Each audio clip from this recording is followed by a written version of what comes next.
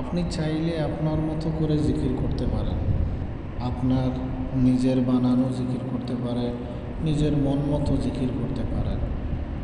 কিন্তু এই জিকিরের দ্বারা আপনি কতটুকু ফায়দাবান হবেন সেটা আল্লাহ ছাড়া কেউ জানে না। মনে করেন যে এখান থেকে আপনার লক্ষ্য হলো আপনি মাননীয় প্রধানমন্ত্রীর সাথে দেখা করবেন।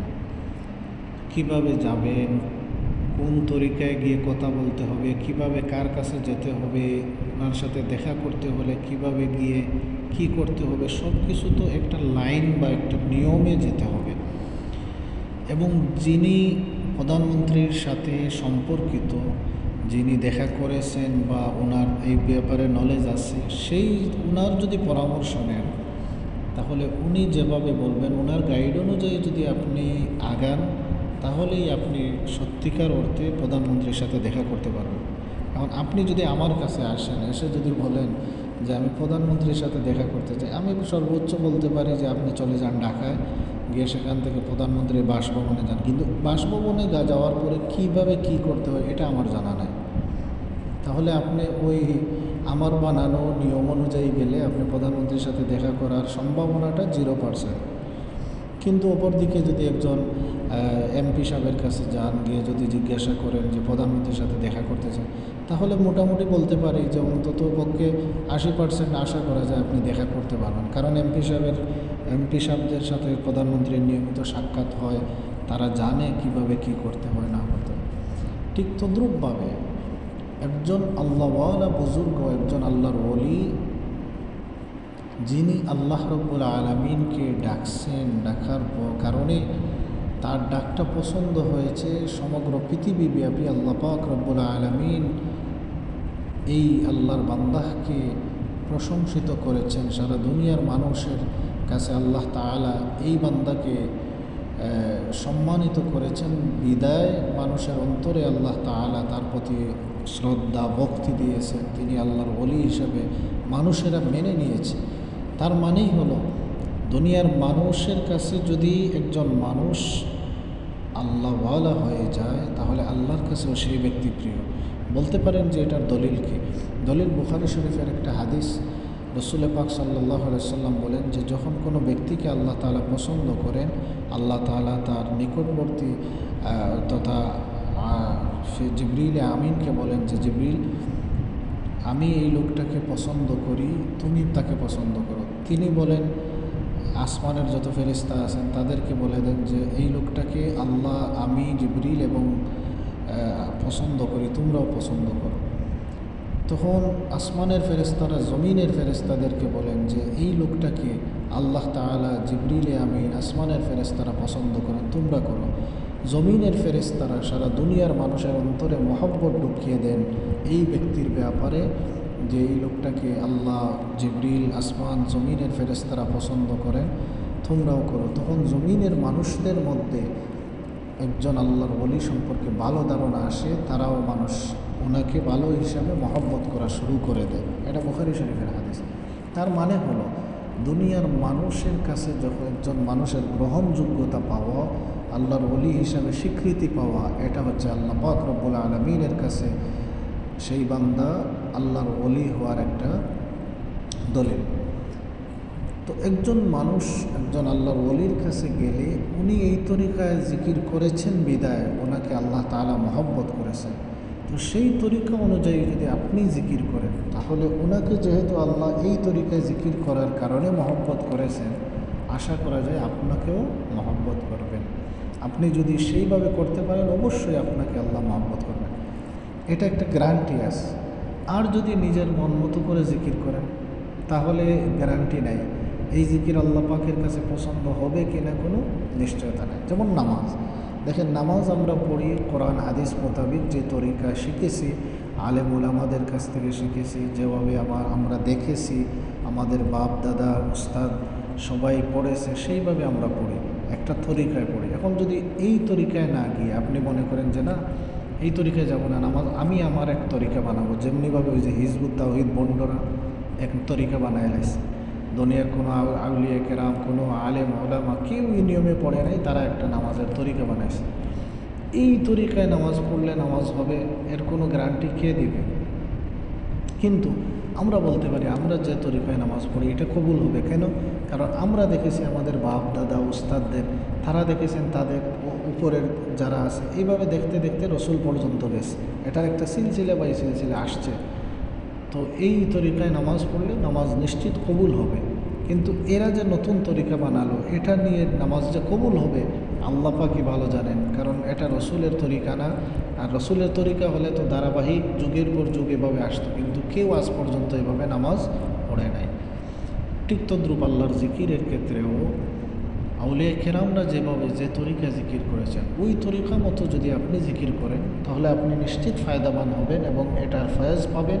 এটার দ্বারা আল্লাহ পর্যন্ত পৌঁছতে পারবেন, আল্লাহর মকবুল অলিতে আপনি পরিণত হবেন।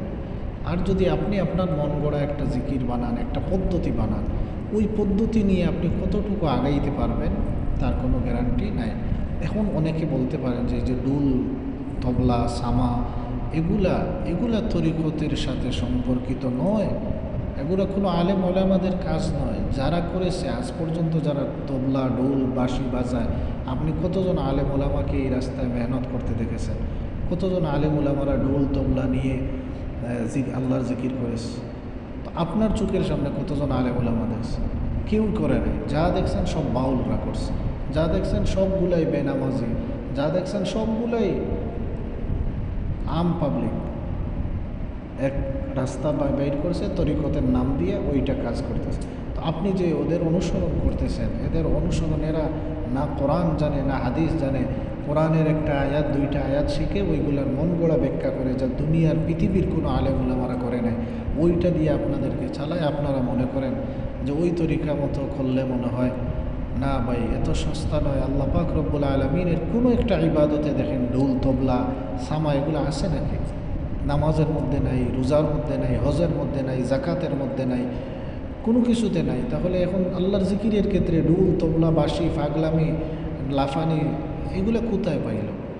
এগুলো আল্লাহর জিকিরের সাথে সম্পর্কিত নয়। আল্লাহর জিকির হবে শান্ত, শিষ্ট। আল্লাহর জিকির হবে নীরবে, নিবৃতে। এমন হবে যেন জিকির করতে করতে বান্দা বাসবে, লাফিয়ে উঠবে না, বরং জিকির করতে করতে বান্দা নিজেকে শেষ করে দিবে, চোখ থেকে পানি পড়বে, পানি ধরে রাখতে পারবে না। এটা হলো বান্দার জিকিরের হালত।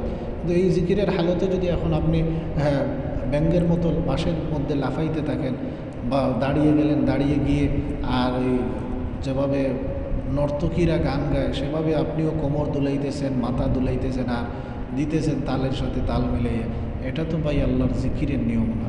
রসুল বলেছেন, আল্লাহ রসুলের হাদিস হলো, এই যে আপনাদের পীরসা হুজুর যিনি একজন আলেম, উনি জানেন যে একটা হাদিস রসুল্লাহ সাল্লাল্লাহু আলাইহি সাল্লাম বলেছেন যে নিবৃতে নির্জনে বসে যদি কোনো বান্দা তার চোখ থেকে পানি জড়ায়, অশ্রু জড়ায়, তাহলে ওই চোখের পানির বিনিময়ে আল্লাহ পাক রব্বুল আলামিন জাহান্নামের আগুনকে হারাম করে দেন। ওই দুইটা চোখের জন্য আল্লাহ তাআলা জাহান্নামের আগুনকে হারাম করে দেন।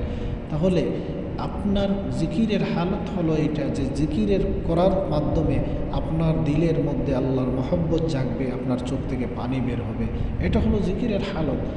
আপনি অসহায় হবেন, আপনি নিজের অপরাধের কথা স্বীকার করে আল্লাহর কাছে নত স্বীকার হবেন, নতি স্বীকার করবেন, নত হবেন। আপনি বারবার আল্লাহর কাছে এমন নত হবেন যে লজ্জায় আপনি নিজেকে শেষ করে দিতেছেন আর বারবার ডাকতেছেন আল্লাহ আল্লাহ আল্লাহ আল্লাহ আল্লাহ আল্লাহ।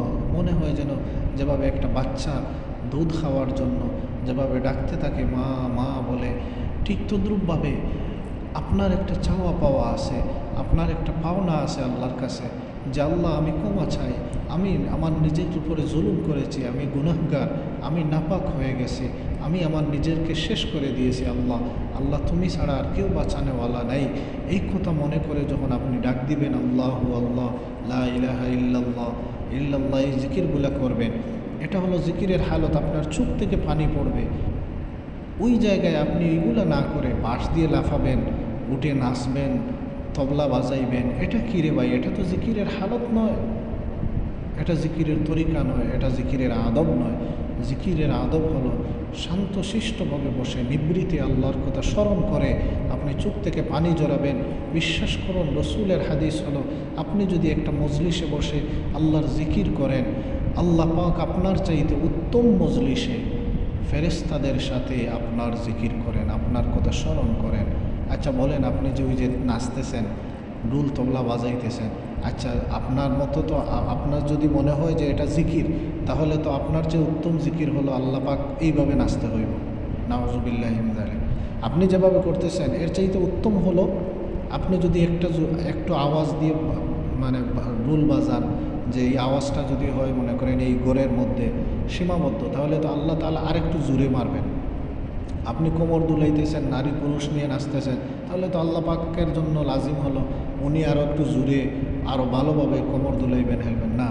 এটা আল্লাহর শানের খেলাফ, আল্লাহ তাআলার সাথে বেয়াদবি।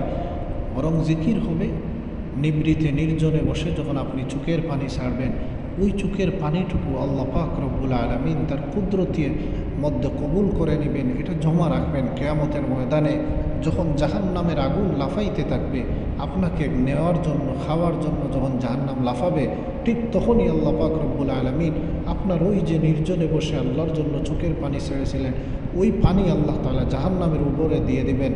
জাহান্নামের আগুন সাথে সাথে স্তব্ধ হয়ে যাবে, শেষ হয়ে যাবে, আপনার জন্য বন্ধ হয়ে যাবে। এটা হলো জিকিরের হালত।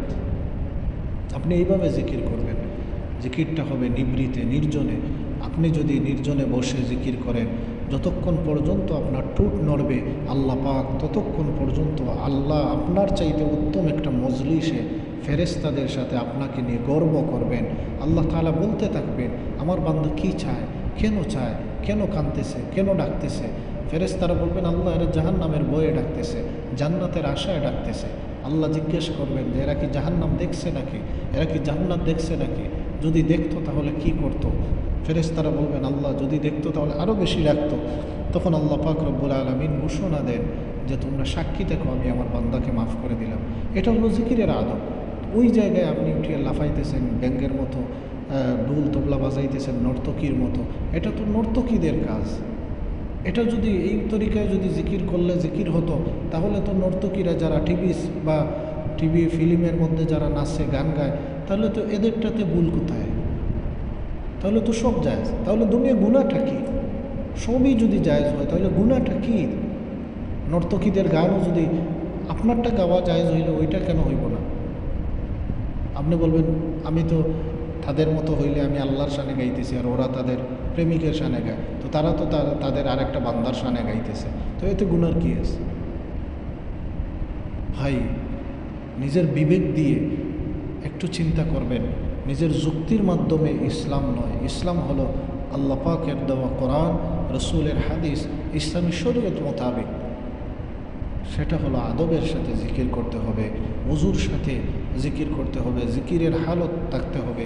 জিকিরের হালত হবে নামাজের হালতে। আপনি বসবেন, নিবৃতে বসে শান্ত মনে আল্লাহকে ডাকবেন, এটাই হলো জিকিরের আদব। আপনি যখন ডাকবেন তখন আপনি নিজেকে শেষ করে দিয়ে, নিজেকে অসহায় করে দিয়ে ডাকবেন। আর ওই ডুল তবলা নাচতে গেলে, গান গাইতে গেলে, ওইখানে বাউলদের কলি গাইতে গেলে, আর তাছাড়া বাউলদের কি গায়, ওই হিন্দু এক বাউলের কলি গায়, লালন গীতি গায়। লালন তো সে নিজেই হিন্দু।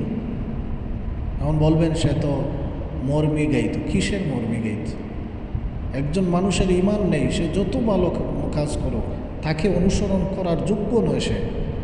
একজন আদনা মুমিনের চাইতে, যেই মুমিন, যে মানুষ ঈমান এনেছে, সে যদি নিকৃষ্ট হয়, তাহলে সে ঈমানের কারণে ওই একজন বেঈমান যার ঈমান নেই, সে যতই ভালো মানুষ হোক, যতই ভালো কাজ করুক, তার মর্যাদা একজন আদনা মুমিনের চাইতেও কম। কারণ তার তো কোনো দাম নেই। দুনিয়াতে যা ভালো কাজ করেছে সব শেষ, আখেরাতে তার কিচ্ছু নাই, কারণ তার ঈমান নাই। ওই জায়গায় আপনি তার গান গাইয়া আল্লাহকে ডাকতেছেন। আপনার কোরআন হাদিসের সব কিছু মানা শেষ হয়ে গেছে। একজন হিন্দুকে আপনার অনুসরণ করতে হবে না ভাই। ওইগুলা দিয়ে ভণ্ডামি ছাড়া কিছু হয় না। ওইগুলা দিয়ে আল্লাহকে পাওয়া যায় না। আল্লাহকে পেতে হলে আল্লাহর মতো ডাকতে হবে। আলেম ওলামারা যেভাবে, যে তরিকায় শিক্ষা দিয়েছেন, আউলিয়া কেরাম যেভাবে শিক্ষা দিয়েছেন, সেইভাবে করতে হবে। এখন যদি বলেন যে না, আল্লাহর ওলিরাও ডোল তবলা বাজাইছি, তাহলে দলিল দেখান কোন আল্লাহর ওলি বাজাইছে, একজন হক্কানি আল্লাহর ওলি দেখান যাতে উনি এইভাবে করছে। যা দেখাবেন সব মাজার পূজারি, যা দেখাবেন সব বন্ডদের তরিকায় আমরা যাব না। আমরা আমাদের রসুলের তরিকা মোতাবেক জিকির করব। আর আমরা যে তরিকায় জিকির করি আমরা দলিল দিতে পারবো। রসুল বলেছেন আফদালুজ যিকর লা ইলাহা ইল্লাল্লাহ, সবচাইতে উত্তম জিকির হচ্ছে লা ইলাহা ইল্লাল্লাহর জিকির। তাহলে তো আমরা সেটা করি। পাশাপাশি কোরআন শরীফে আছে কুল ইদউল্লাহ আও ইদউর রহমান, আল্লাহ তাআলার একটা নাম আছে আল্লাহ, আর একটা হচ্ছে রহমান। আল্লাহ বলেন তোমরা যে কোনো নামে আল্লাহকে ডাকো। আল্লাহ পাকের সুন্দর সুন্দর নাম আছে, এই কারণে আমরা ডাকি আল্লাহ আল্লাহ আল্লাহ আল্লাহ আল্লাহ আল্লাহ, এটা আমরা ডাকি। তাহলে এগুলোর দলিল আছে। আর আপনি কাওয়ালি গাইবেন, দাঁড়াইবেন, দাঁড়িয়ে ওইখানে বাউল সম্রাটদের কলি গাইবেন, ওইগুলোর দলিল করে। এই সমস্ত ফাইজলামি বন্ডামি থেকে বেরিয়ে আসে আমরা রসুলের তরিকা মোতাবেক ডাকি, ইনশাআল্লাহ আল্লাহ পাক রব্বুল আলামিনের কাছে ফায়দামন্দ হব, আল্লাহর কাছ থেকে নাজাত পাব, আল্লাহ পাক আমাদের উপরে খুশি হবেন, জান্নাত দেবেন। আর অন্যগুলা করতে পারেন, ওইগুলা দিয়ে দুনিয়াতে কিছুদিন এই মাতলামি করবেন, আখেরাতে কিচ্ছু পাবেন না।